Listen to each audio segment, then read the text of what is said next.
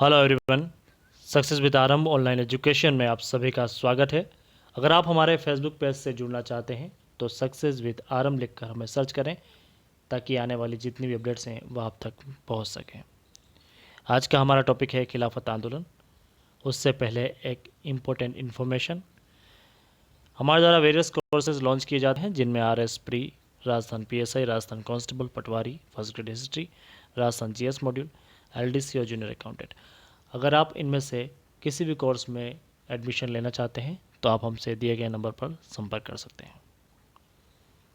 तो शुरू करते हैं आज का हमारा टॉपिक, खिलाफत आंदोलन। तो सितंबर 1920 में कलकत्ता में हुए कांग्रेस के अधिवेशन इस खिलाफत के मुद्दे को बहुत ज़्यादा प्रमोट कर रहा था। दोनों ही मुद्दे थे, खिलाफत का मुद्दा भी था और जलियांवाला कांड का मुद्दा भी था। इसमें एक बात इंपॉर्टेंट है कि यह खिलाफत का मुद्दा कैसे उपजा था।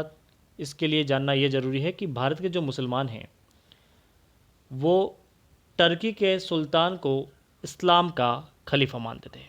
तो टर्की के सुल्तान को इस्लाम का खलीफा मानते थे, मतलब सर्वे सर्वा मानते थे। पहला विश्व युद्ध हुआ था 1914 से लेकर 1918 तक।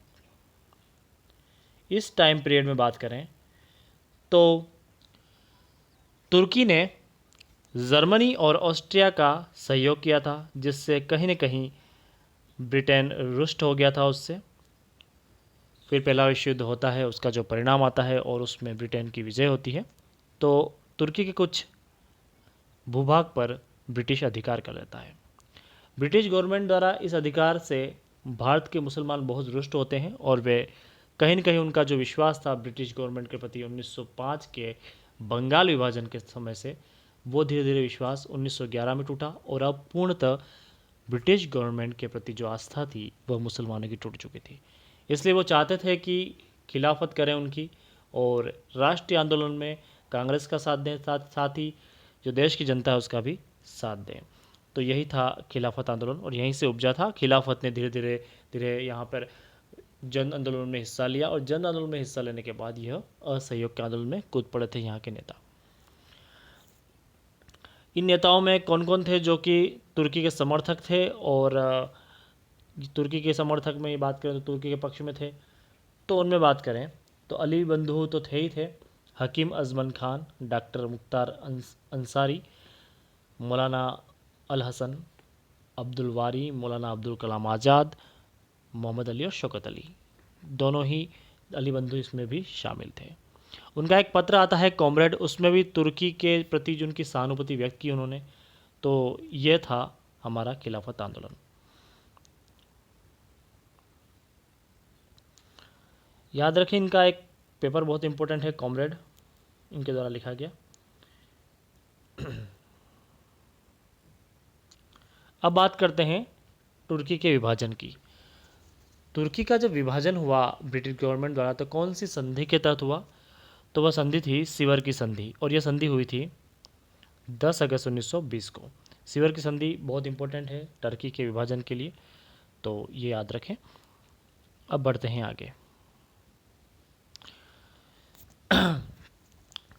ये विभाजन होता है और खिलाफत से असहयोग की ओर कूद पड़ते हैं इनके जो भी समर्थक होते हैं।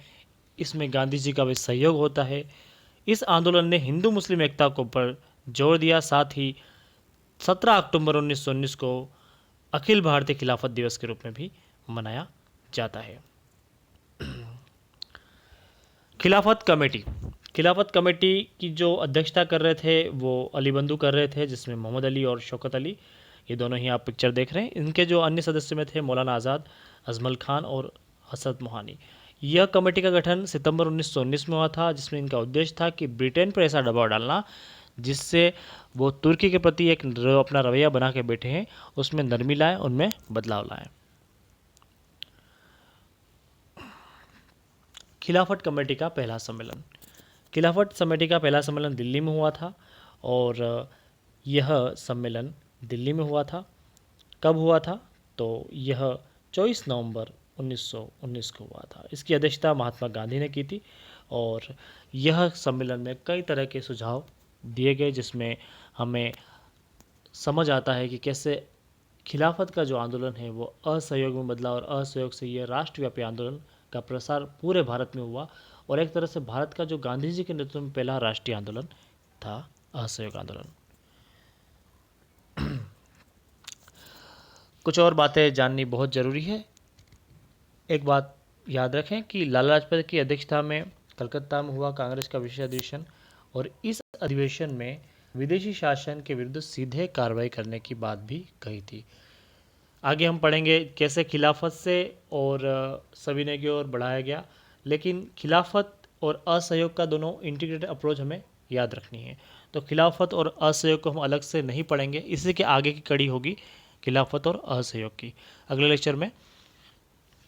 तो बने रहे हमारे साथ। Thank you.